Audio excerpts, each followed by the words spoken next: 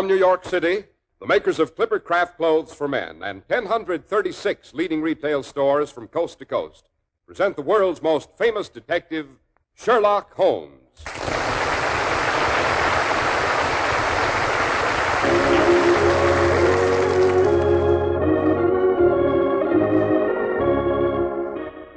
This week's adventure, A Case of Identity. Well, here we are, as usual, about to pay our weekly respects to our favorite raconteur, the good Dr. Watson. What about tonight's story, Doctor? Tonight I have prepared a little challenge for you and our radio friends. Yes, the story I'm going to tell is one of Holmes' more mental adventures. It has its bizarre moments, of course, but still, all in all, its solution is fairly obvious. As you know, Holmes was the world's greatest master of the science of deduction. As a matter of fact, he unraveled this particular problem without moving from his armchair. I wonder how many of our listeners have learned enough of Holmes' methods to do the same. Well, I think I can make a fair stab at it, Doctor, if the clues aren't too involved, that is. Oh, no. All the clues are right out in plain sight, Mr. Harris. All you have to do is listen for them and make your own deductions. Oh, but before we become too involved with hidden clues, hadn't we better discuss a few clues to the secret of good grooming without straining the pocketbook? Good idea, Doctor. If you need a fine new suit for business or a good-looking sport jacket for weekend wear and really want your dollars to do double duty, here's how. Insist on Clipper Craft Clothes. Famous for stretching your dollars, for giving you positively amazing value, is the fine local independent store in your community that sells Clipper Craft. Despite rising costs of materials and manufacturing, you can still buy long-wearing, beautifully tailored Clipper Craft suits for only $40 to $47.50, luxurious tropical worsteds for only $33.75 to $40, and smart sport jackets for only $26.50. It's the Clipper Craft plan and the Clipper Craft plan alone that makes Clipper Craft clothes possible at these low prices, concentrating the buying power of 1,036 of the nation's finest stores from coast to coast, providing steady year-round operation, reducing manufacturing and distribution costs. And the savings go to you. Simply compare Clipper Craft with clothes selling for many dollars more.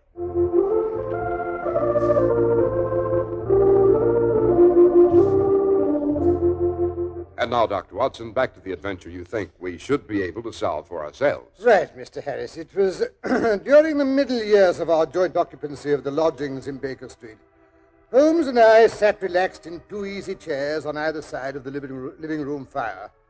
Holmes' long legs stretched out in front of him, his head wreathed in the smoke from his favorite pipe, a horrible black, greasy old clay affair that he coddled as if it were a child.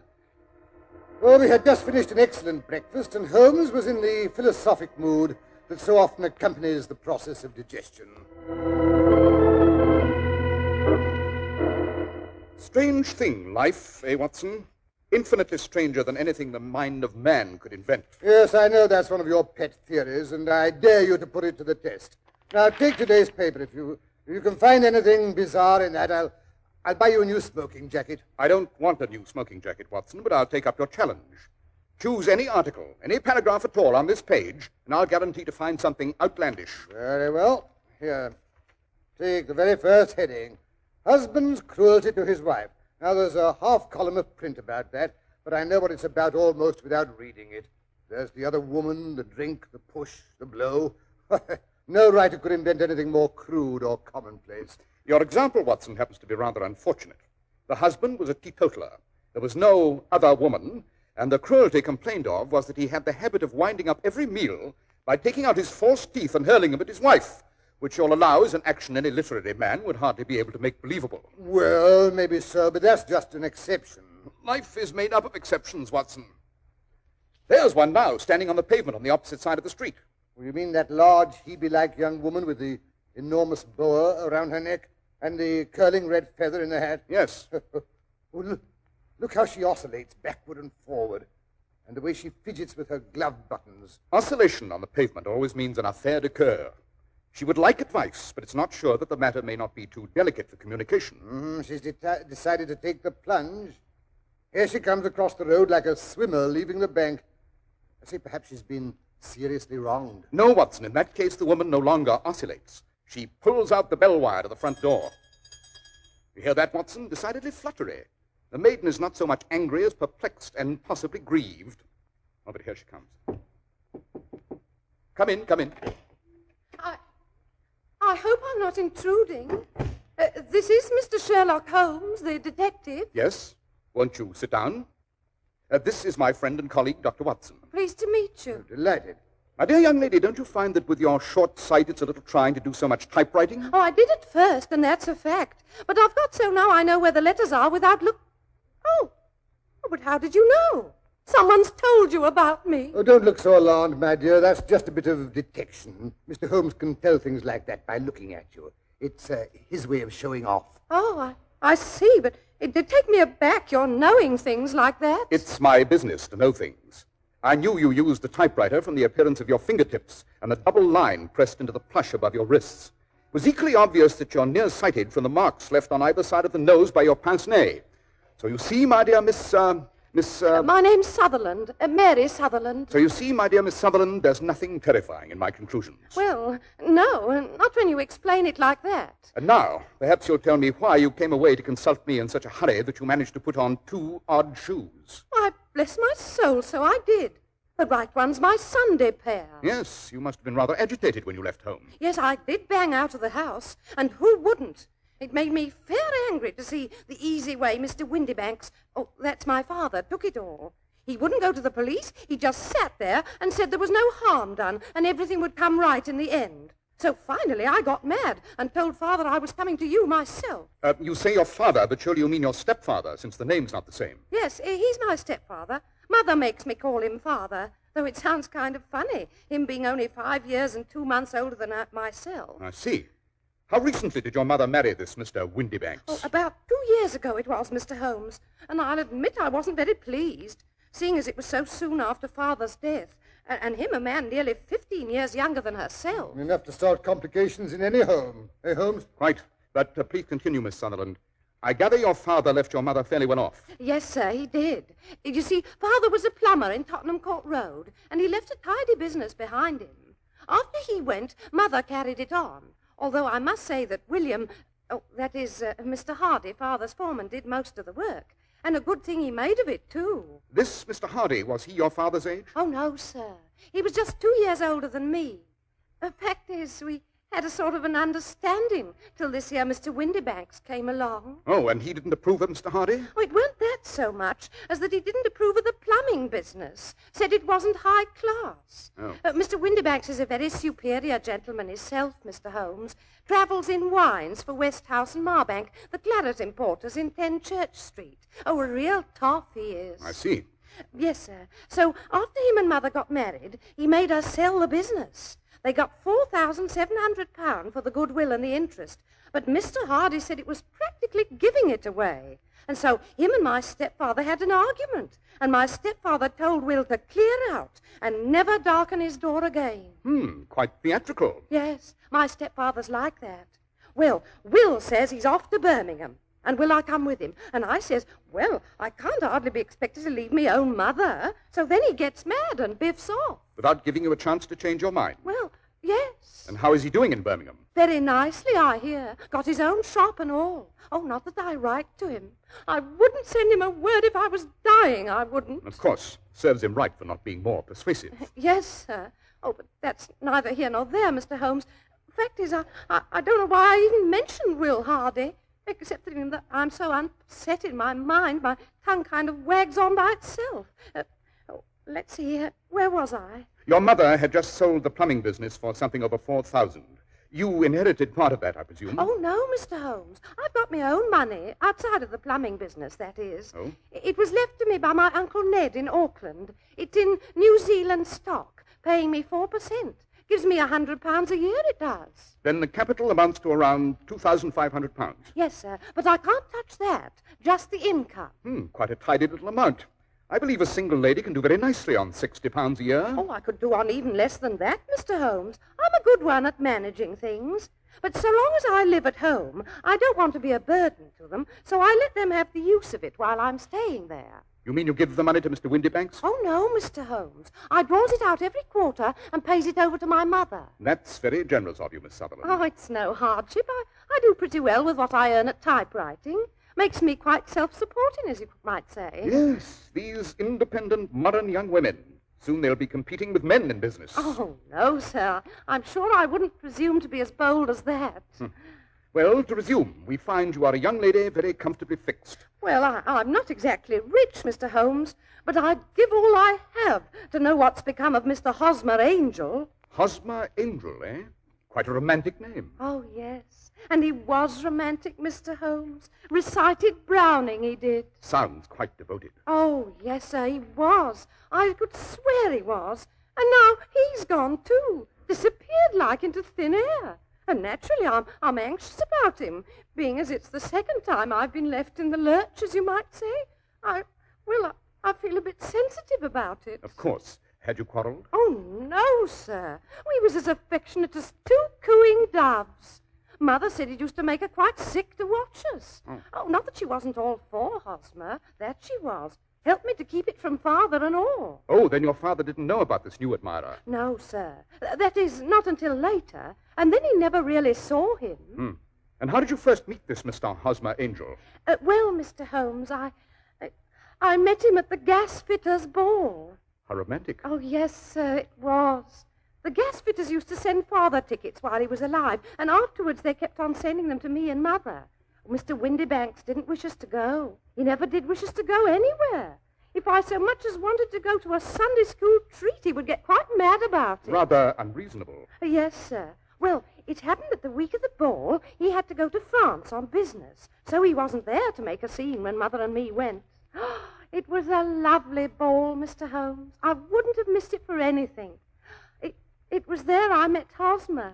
He was a lovely dancer.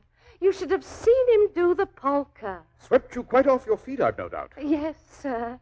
Well, he called next day to see if Mother and I got home safe the night before. And after that, I went out once or twice for walks with him, and things was going along as smooth as you could wish. And then Father came home, and Hosmer couldn't come to the house anymore. No? No, sir. Father didn't like me to have young men come to the house. Said it didn't look well for a young girl to have followers. Rather a tyrant, eh? Oh, yes, sir. But pretty soon he had to go off to France again for a couple of weeks, so I started walking out with Hosmer again. And this Hosmer made no attempts to see you in the meantime? No, sir. I wanted to, but Mother said she didn't think it was safe. Oh, he wrote to me every day, Hosmer did. Oh, here, I brought the letters. I thought they might give you a clue. Quite right. We'll look them over later. Am I to take it that you and Mr. Angel had an understanding? Yes, sir. We were engaged after the first walk we took together. The first worker, eh, Holmes? Watson, don't interrupt. What was Mr. Angel's business, Miss Sutherland? He was a cashier in an office in Leadenhall Street. What office? Oh, that's the worst of it, Mr. Holmes. I don't know. Where did he live, then? Oh, he slept on the premises. And you don't know his address? No, sir, except that it was Leadenhall Street. Where did you address your letters? Leadenhall Street Post Office, to be left till called for. He said if they was to come to the office, he'd be ragged by the other clerks. I offered to typewrite them like he did his, but he wouldn't have that. Said that when I wrote them myself, it seemed like there was something of me in them. That'll show you how fond he was of me, Mr. Holmes. He was always thinking of little things like that. Yes, quite suggestive. Can you remember any other little things about Mr. Hosmer Angel? Any little peculiarities? He was a very shy man, Mr. Holmes. He'd rather walk with me in the evening than in the daylight, because he said he liked to hold my hand, but he didn't want to be conspicuous. Very considerate and gentlemanly. Oh, yes, sir, he was a thorough gentleman, with the silkiest brown beard. Even his voice was soft-like. He told me he'd had quinsy and swollen glands when he was young, and it left him with a weak throat. How unfortunate. Yes, sir. His eyes were kind of weak, too, like mine, and he wore tinted glasses against the glare. I'd say he was about 5'5" and had small hands and feet. I see. And what happened when Mr. Windybanks, your stepfather, returned to France? Well, I wrote Hosmer, and he came round to the house, and he said I'd have to marry him before Father came back, as he couldn't stand the separation any longer. So I asked Mother, and she said, why not? Every girl was entitled to her own husband. Oh, Mother was all for Hosmer from the beginning, almost more than I was myself. So you got married? Well, no. Well, that is, Not quite. Oh, what happened? Well, the wedding was set for yesterday morning. We thought it best to make it a quiet ceremony. It was to be at St. Saviour's Church, with a wedding breakfast afterwards at the St. Pancras Hotel. Well, about 9 o'clock, Mother and me was all dressed and waiting for Hosmer. I was a bit upset, I guess. You know how a bride feels, Mr. Holmes.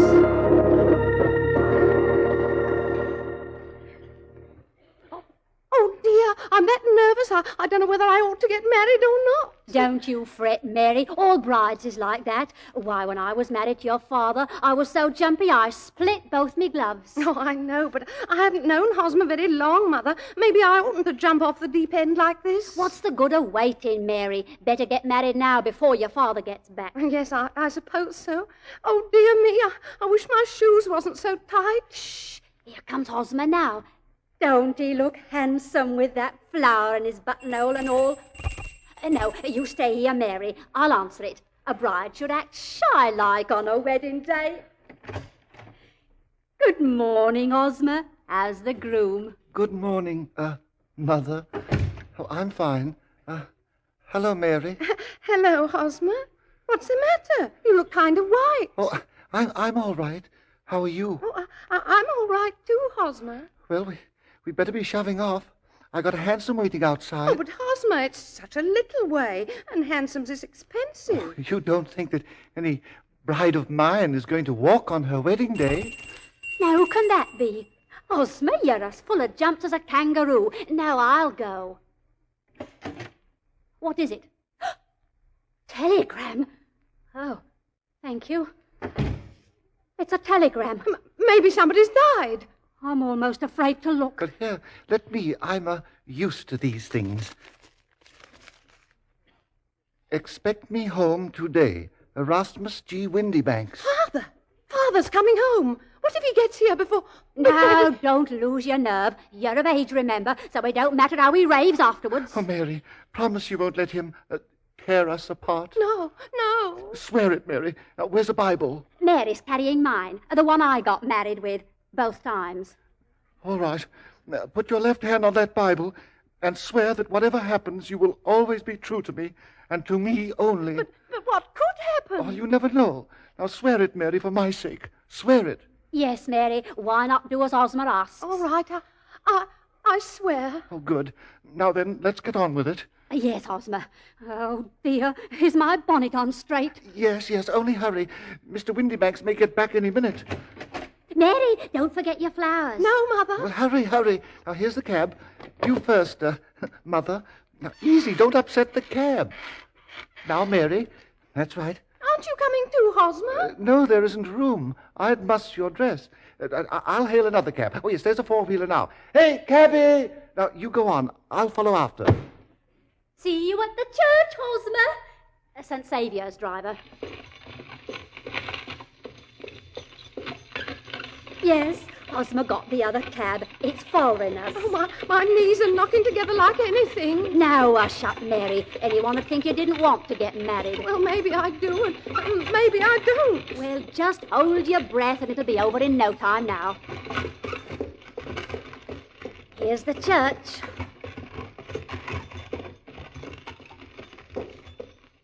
You get out first and mind your dress. That's it. Now help me. Here, not so fast. I'm no blinking acrobat. That's it. Here, cabby. Oh, here comes Hosmer's four-wheeler now.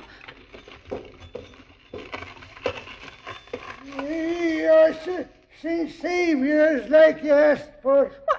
Why doesn't he get out? Give him time. Maybe his knees is shaky, too. Come on, sir. What ails the man? Mother, something's wrong with Hosmer. Oh, stuff. I'm going to see. Wake up there. I'll speak to him, cabby. What? The cab's empty. What? Something's happened to Hosmer. He's gone and left me waiting at the church.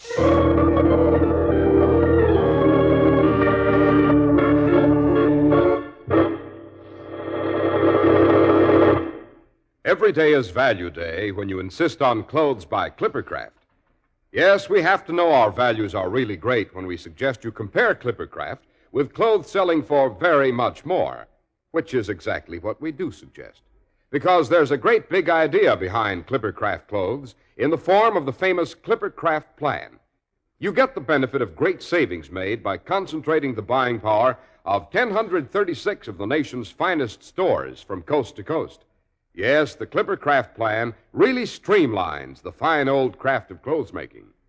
When you can get such remarkably fine quality in suits for only $40 to $47.50, in tropical worsteds for only $33.75 to $40, and in sport jackets for only $26.50, why pay more? For selling expensive clothes at inexpensive low prices at the nation's finest stores is the great big idea behind the Clippercraft plan. That's why men who know insist on Clippercraft clothes. So be sure to visit the Clippercraft store in your city. These leading stores in the metropolitan area are proud to add their names to Clippercraft in your suits, top coats, sport jackets, and tropicals. In Manhattan, Saks 34th, Broadway at 34th. John Wanamaker Men's Stores, Broadway at 8th and 67 Liberty Street. In Brooklyn, Abraham and Strauss. In Newark, New Jersey, Boulevard Men's Shop, Kresge Newark. And in Jamaica, the B&B Clothes Shop, 16408 Jamaica Avenue. And now back to Baker Street, where we find Dr. Watson commiserating with the young lady who has been left waiting at the church. A shameful way for any gentleman to act, deserting his bride at the altar. Oh, no, Dr. Watson, I'm sure he didn't do that. Not on purpose, that is. He was too kind for that. And then there's that pledge I gave him. Oh, you think he foresaw some unforeseen danger, and that's why he made you take the oath? Yes, sir. Have you any notion what it could have been? No, sir. How did your father take it? I presume he found out. Oh, yes, sir. He was quite consoling, really. Remarkable. Oh, it drives me half mad to think of it, Mr. Holmes. It's not as if it was the first time I'd been disappointed. I understand. I shall be delighted to glance into the matter for you, Miss Sutherland. Now, let me advise you to turn the whole matter over to me, and don't let your mind dwell on it any further. Above all, try to let Mr. Hosmer Angel vanish from your memory, as he's done from your life. Then you don't think I'll ever see him again? I'm afraid not. Oh, dearie me. You've been very kind, Mr. Holmes, I'm sure. I don't know how to thank you. Not at all, Miss Sutherland. Well, good day, gentlemen. Oh, where's my hanky? Oh, here it is. Oh, dearie me. Another romance blighted.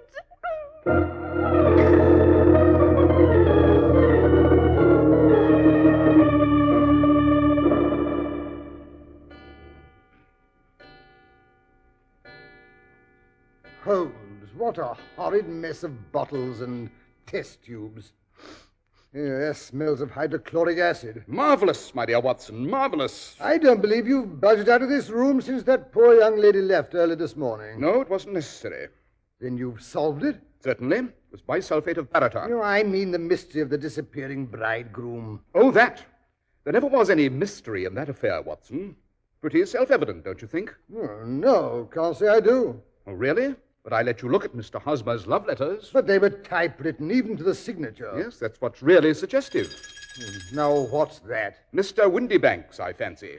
You mean the girl's father, stepfather? Quite. I sent off a note to him this morning to his place of business. But I must say, Holmes... And this afternoon I received this businesslike reply on West House and Marbank Stationery saying he'd be here at 6 o'clock. Come in, come in. Ah, Mr. Windybanks? Yes, Mr. Holmes? This typewritten note was from you on which you set the time for this appointment at 6 o'clock? Yes, Mr. Holmes. I'm afraid I'm a trifle late. It's about Miss Sutherland's missing suitor, eh? Quite. I'm sorry she's troubled you, Mr. Holmes. But you know what young girls are. Besides, it's a useless expense. Because how in the name of this and that can you expect to locate Hosmer Angel? Pardon me if I disagree with you, Mr. Windybanks, but I have every reason to believe that I have located Mr. Hosmer Angel. Delighted, Mr. Holmes, delighted. Yes. I wonder if anyone's ever told you that a typewriter has really quite as much individuality as a man's handwriting. You don't say. Oh, but I most emphatically do. Every typewriter develops its own little idiosyncrasies. Now, this note of yours, Mr. Windybanks, you'll notice that all the E's are slightly slurred, and there's a slight defect in the tail of the R. Yes, I never noticed it before. Obviously. Now, I have here 4 letters which purport to come from the missing man. In all of them, the E's are slurred and the R's tailless. Well, I didn't come here to waste time with fantastic talk like this. If you're going to catch the man, catch him. And let me know when you succeed. Certainly. Watson, be good enough to lock the door. With pleasure. Now then, Mr. Windybanks, I have caught Mr. Hosmer Angel, because you yourself are that gentleman. But Well, what if I am? I didn't marry the girl, did I? It's not actionable. No, your conduct is even worse than that. It's dishonorable and degrading. In the first place, you're the sort of scoundrel who marries an older woman for her money. Not satisfied, you want to assure yourself of the daughter's income, which you'll lose if she marries. You make her break off with her first sweetheart. And when you see it's going to be impossible to keep others from falling in love with her, you arrange to do so yourself. Well, it was only a joke at first. I failed to see any humor in it. Well, I didn't know she'd fall for me like that, did I? You made the girl swear she'd be true and wait for you. And then you played the cad and disappeared. Well, maybe so, and maybe not. But I'm not breaking any laws. And as long as you keep that door locked... Quite so. Should you care to call a policeman? There's one in the street below. I'm sure your employer, Mr. Merrill Marbanks, who, by the way, is an old friend of mine, will be very interested in your little joke. Oh, no, Mr. Holmes. You couldn't tell him. I'd lose my job and my social standing. Quite so. I'll keep quiet on one condition. Oh, yes, sir. Anything at all. You are not to discourage any more of Miss Mary's suitors, past, present, or future. Oh, no, Mr. Holmes. I wouldn't think of it. It was all just a little game, you see. Yes. Well, the game's over. Watson, you may show the gentleman out. Right. Now then. Yes, sir. Well, good day, gentlemen. I hope you won't hold any hard feelings, Mr. Holmes. And if you ever... Come along, no loitering, or I'll boot you downstairs. I'm a good man to do it anyway. Well, I'm going. The filthy blackguard. I say, but I still don't see how you spotted the man. That typewritten letter, Watson, particularly the signature. Obviously, the man wanted to disguise his handwriting, which would have been familiar to the girl. Well, whose handwriting would have been familiar to her? Answer, the father's, as he was the only man she was allowed to come in contact with. Well, it's really quite simple when you explain it. Oh, by the way, are you going to tell the girl? I? No, heaven forbid. I shall let Mr. Will Hardy of Birmingham have that privilege. I wrote him the facts of the case this morning. No, he'll be able to persuade her to believe it. I never could. Holmes, you're a moral coward. Perhaps, Watson. You remember the old Persian saying, "There's danger for him who taketh the cub of the tiger, and danger also for whoso snatches a delusion from a woman."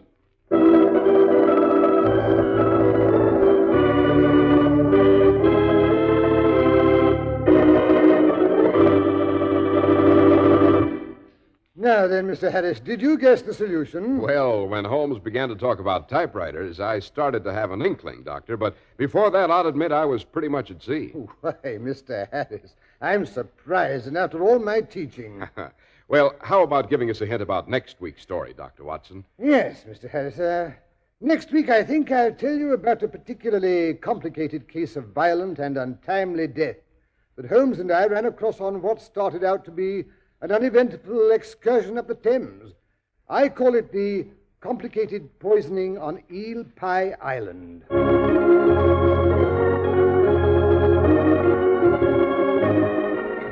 The makers of Clipper Craft Clothes and 1,036 leading stores from coast to coast have brought you another in the new series of broadcasts featuring the world's most famous detective, Sherlock Holmes. Our stories are based upon the character Sherlock Holmes, created by Sir Arthur Conan Doyle. Sherlock Holmes is played by John Stanley, Dr. Watson by Alfred Shirley, and the dramatizations are by Edith Meiser. Sherlock Holmes is produced and directed by Basil Lochran, with special music by Albert Berman. If you don't know your Clipper Craft dealer, write Clipper Craft, 200 Fifth Avenue, New York City. Be sure to listen next week to Sherlock Holmes in The Complicated Poisoning on Eel Pie Island.